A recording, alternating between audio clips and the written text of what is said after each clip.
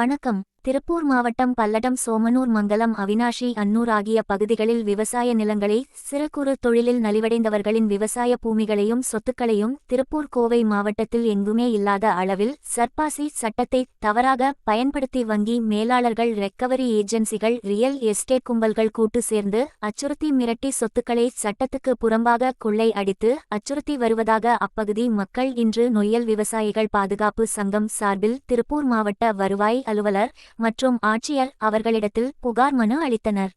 ஆயிரக்கணக்கான விவசாய குடும்பங்கள் நிலை மிகவும் மோசமாக உள்ளது. 100க்கும் மேற்பட்ட தற்கொலைகள் நடந்துள்ளது. இதற்கு முழு காரணம் வங்கி மேலாளர்கள், ரெக்கவரி ஏஜென்சி மற்றும் ரியல் எஸ்டேட் மாபியாக்கள் தான் காரணம் என்று அப்பகுதி விவசாய மக்கள் தெரிவிக்கின்றனர்.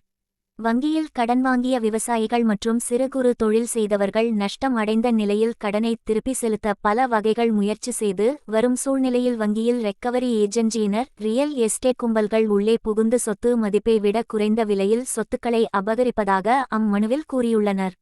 இதுபோன்று செயல்படும் மேற்கண்ட நபர்கள் மீது சட்டப்படி நடவடிக்கை மேற்கொள்ள வேண்டும் எனவும், விவசாயிகள், சிறுகுறு தொழில் செய்பவர்கள் குடும்பங்களின் உயிர்களை காப்பாற்ற வேண்டும் என நொய்யல் விவசாயிகள் பாதுகாப்பு சங்கம் சார்பில் திருப்பூர் மாவட்ட ஆட்சியர் அவர்களிடத்தில் புகார் மனு அளித்தனர். நேர்மைவாதம் செய்திகளுக்காக செய்தியாளர் வடிவேல்.